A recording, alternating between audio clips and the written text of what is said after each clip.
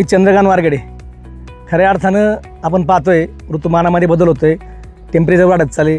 जून महिना सुरू झाला तरी अजून पाऊस आला नाही आणि सिमेंटची जंगलं उभं राहताना आपण पाहतोय त्याकडं पर्यावरणाकडं लक्ष कमी जाते.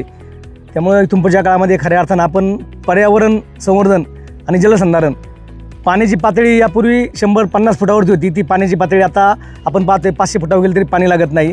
त्याचं कारण की आपण या सिमेंटची जंगलं उभं राहत असताना त्या ठिकाणी पाण्याची पातळी खाली येण्याचं कारण की एका 40 गुंठ्याच्या प्लॉटिंगमध्ये 50 बोरवेल घेतले जातात. त्यामुळे जमिनीची चाळण झाली आणि कुठल्याही ठिकाणी झाड हे पाणी जमिनी जिरवायचं काम करतं. आणि हे सगळं पाहता आम्ही 2017ला ठरवलं की आपण या ठिकाणी एक वेगळं काहीतरी करूया आणि या ठिकाणी आपण झाडं लावायला सुरुवात केली. अनेक संस्था, YTS सारख्या अनेक संस्था असतील, अनेक हात या ठिकाणी मदतीला आले आणि आज आपण या ठिकाणी 1 लाख झाडं लावले. भविष्यामध्ये आपल्याला या ठिकाणी 1 कोटी झाडं लावायची आहेत, 100 कोटी लिटर वाहून जाणारं पाणी जमिनी जिरवायचे. आणि ही काम करण्यासाठी वेगवेगळ्या स्तरातून नागरिक सहकार्य करतात.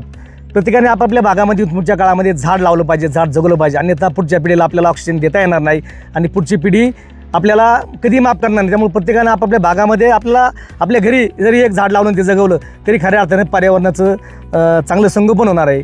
या ठिकाणी आपण पाहतोय की आपण या ठिकाणी 1 लक्ष झाडं लावल्यानंतर जसा आता मागचा डोंगर आहे तसाच हाही डोंगर एकदम बोडका होता, हा डोंगर आहे तसंच पलीकडचा बोडका डोंगर होता.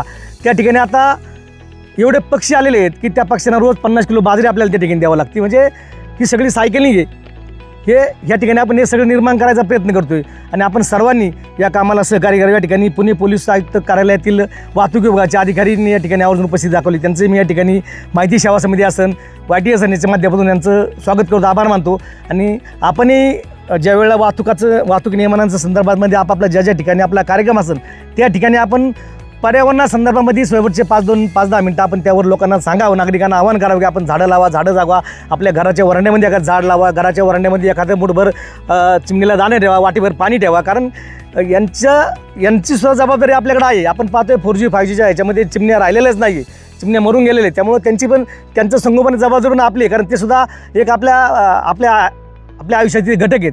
त्यामुळे सर्वांना विनंती करतो आपण इथून पुढच्या काळामध्ये खऱ्या अर्थाने हे काम करताना आपल्या भागामध्ये झाडं लावावं, झाडं फक्त लावून चालणार, झाडं जगवलं पाहिजे. कारण अनेक वेळा आपण पाहतो की राज्य शासन गेले 70 वर्षापासून झाडं लावते, परंतु झाडांची संख्या वाढण्याऐवजी झाडांची संख्या कमी झाली.